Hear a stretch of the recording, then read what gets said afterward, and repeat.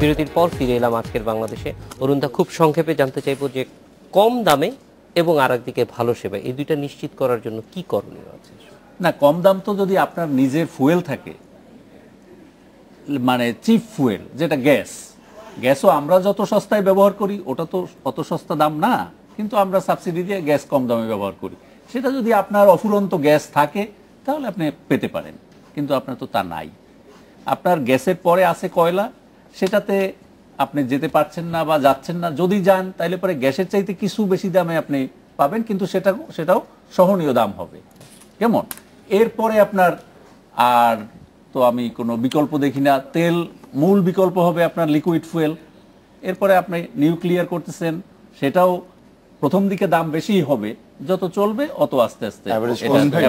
আমি আপনার থেকে এটা পারমিশন নিয়ে আমি মাননীয় মন্ত্রীকে একটা প্রশ্ন করতে চাই যে আমরা দেখি যে আপনার সরকারকে অনেক সাহস নিতে দেখেছি, কিন্তু জেনারেল পারসেপশন মন্ত্রী মহোদয় যে কয়লাতে কোনো একটি রাজনীতির জন্য আপনারা সাহস নিচ্ছেন না।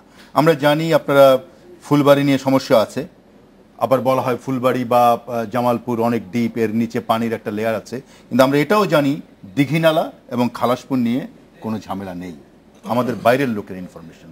তাহলে কেন আপনারা, যেটা সবচাইতে এবং এটা দিয়েই বোধহয় অনেক বছর চলা সম্ভব, কেন আপনারা কোনো কয়লা পলিসি নিচ্ছেন না এবং কেন আমরা আমাদের সম্পদ, আপনাদের অনেক অর্জন আমি বলেছি আপনাদের পক্ষ থেকে, কারণ আমি মনে করি যে ওটা হয়েছে, কিন্তু আপনারা এই সবচেয়ে বড় সুবিধা যেটি আমরা বাইরে থেকে দেখি, পরিষ্কার করে কিছু বলেন না, কিন্তু আপনারা পরিষ্কার করে বলছেন না যে আমরা দীঘিনালা, এই জন্য দীঘিনালার সঙ্গে তো এশিয়ানের কোনো চুক্তি নেই, আপনি ফুলবাড়ি নিয়ে চুক্তি আছে, ঝামেলা আছে, সেটাও শুনেছি 2006 পর থেকে এটা আর নেই। তো আপনারা কেন আমাদেরকে খোলাসা করে কিছু বলেন না, অথবা আপনারা কেন বলেন না আপনারা প্রাইভেট সেক্টরে কয়লা দিচ্ছেন, কিন্তু প্রাইভেট সেক্টরে এটাও সত্যি কয়লা প্রজেক্ট হওয়া খুবই কঠিন, এত সহজ হবে না। কথা শেষ হওয়ার পরে বলবো নাকি? না, বলেন।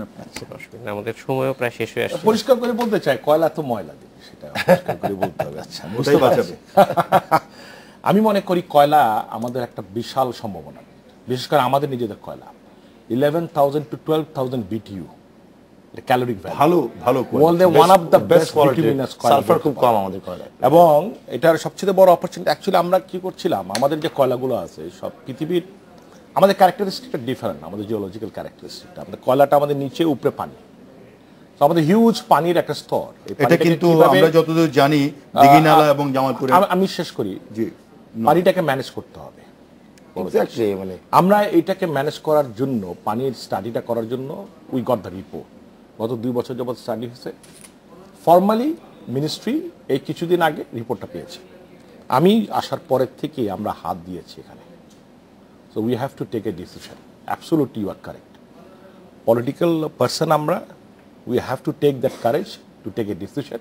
কয়লাটা আমরা এক্সপোর্ট করব, ফরেন কারেন্সি আর্ন করবো, সেটা দিয়ে আমরা লো ক্যালোরি ভ্যালু কয়লা ইম্পোর্ট করে কি পাওয়ার ইউজ করবো, নাকি মিক্সড করে আমরা পাওয়ার ইউজ করবো, নাকি এই কয়লা দিয়ে আমরা টোটালি পাওয়ার ইউজ করবো। আমার এখন বড় পুকুরিয়ার মিড সাইডে আমার 4,200 থেকে 4,300 এভরিডে আমার প্রোডাকশন হচ্ছে মেট্রিক টন। সেখানে আমার 2,000 মতো লাগে, প্রায় 2,500 মতো লাগে আমার বিদ্যুৎ প্ল্যান্ট যেখানে আমার আছে ওখানে, সেখানে আমরা আরও 275 মতো আরেকটা আসতেছে, সেটা আসতে হয়তো 2.5 বছরের মতো লাগবে। তো আমার অ্যাকচুয়ালি 4,000-5,000 মেগা যে টন আছে এই যে কয়লা, সেখানে চলে যাবে। ক্যাপাসিটি আমি বিল্ড আপ করতে পারি। বড়পুকুরের সাউদার্ন সাইডে আমরা একটা টেস্ট বেসিস ওপেন পিট মাইনিংয়ে যেতে চাচ্ছি, সেটার জন্য আমরা অলরেডি ওয়াটার ম্যানেজমেন্ট রিপোর্টটা পেয়ে গেছি, বাট মানে ফিজিবিলিটি স্টাডি করা দরকার, আরও ডিটেলে যাওয়া দরকার। আমরা নর্দার্ন সাইডে আমরা ডিপে যেতে হবে, ডিপ কাটিংয়ে যেতে হবে, সেটাও আমরা যাব, সেটার জন্য আমরা প্রস্তুতি নিয়ে ফেলছি। বাকিগুলো যে আছে খালেকশপুরে, অফকোর্স সেখানে আমরা ইমিডিয়েট যেতে পারি, আমরা সে কয়লা আমরা উঠাতে পারি, আমাদের বাকিগুলো ইজিলি যেতে পারি। আপনি চিন্তা করতে পারবেন না সে কয়লা খালি উঠিয়ে আমরা বিক্রি করব, সেটার থেকে আর্ন খালি এতটুকু না, আমরা ইচ্ছা করলে বন্ড ইস্যু করতে পারি।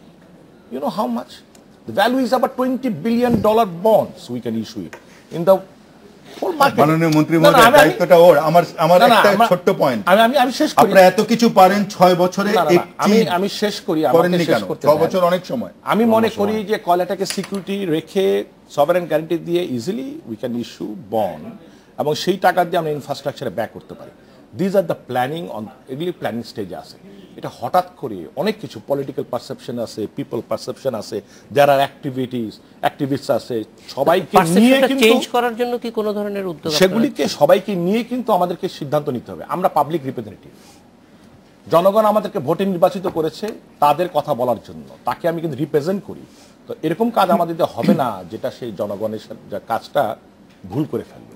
সো আমরা আমাদের সময় শেষ হয়ে গেছে। কয়লা নিয়ে কোনো রাজনীতি আছে আনিসুল স্যার? হক, আমার তো মনে হয় না কোনো নমস্কার রাজনীতি এবং আছে। অবশ্যই আছে। আমার মনে আপনাদের হয় না। সবাইকে ধন্যবাদ। যেটা প্রকাশ করতে চান একেবারে recent একটা উদাহরণ আজকের বলুন। বাংলাদেশে দেখা হবে আগামী ও তো শেষ করে দিচ্ছে।